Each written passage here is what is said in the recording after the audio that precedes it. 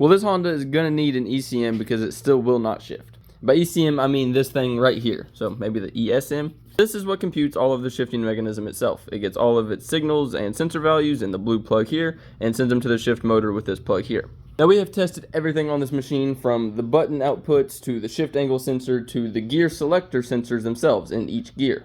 Everything tests out fine, everything makes it back to this plug without any problem. The shift motor works just fine if you put power to it. It also has continuity to this plug. This plug also has its power and ground. So literally everything in the shifting mechanism is fine up until this point. Now when we got this machine in, the ECM was sitting about like this, but it's supposed to be sitting about like this.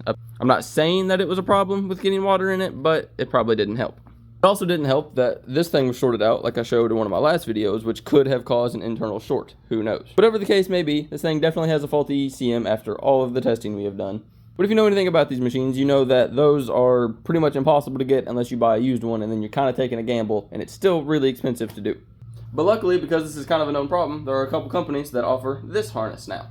Now all this is a very simple harness that has 2 relays, a plug to the shift motor, and a plug that gets its signals from the buttons themselves. So one relay is used to shift up, and the other one is used to shift down. Now this kit is not something we would typically like doing, but since this machine is already in pretty rough shape, it's going to be the best case scenario. See, now the problem with this kit is that if you're boop bopping around in 5th gear one day and you downshift 3 times, it's going to downshift 3 times. There's no longer going to be any brain to keep you from messing up your transmission. You have to do that. We have talked to the customers. They're okay with it. It's just going to be kind of a farm tool, so as long as it runs and rides, which it's going to do great, they'll be happy.